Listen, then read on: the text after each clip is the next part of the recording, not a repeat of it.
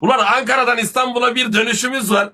Küçük araba. Babama bir tane simit verdiler hocam. Böyle hani basur ameliyatı, götten ameliyat olmuş ya. Ananı sikeyim, şimdi Ankara yollarından otobana çıkacağız. Dolanıyoruz. Ananı sikeyim, kız kasisten geçiyorum, şimdi araba sekiyor ya. Babama diyor, amına koyayım. Arabayı daha yeni almışız. Araba amına koyayım o döneme göre o dönemin en iyi arabaları yani. C4 yeni çıkmış da. Lanet olsun diyor, beni diyor bir an önce diyor eve götür diyor. Bıktım diyor, amına koyacağım diyor, basurunu da götür. Arkada uzanıyor böyle. Hafiften böyle bir araba sekiyor bazen. Arkadan çığlık atıyor. Orospu çocuğu diyor bana. Zaten diyor bu arabaya diyor hiç diyor güvenmiyorum diyor. Yalan bırakayım. Araba sekince onun göt yanıyor. Ay, mekanı cennet olsun. Aynen öyle.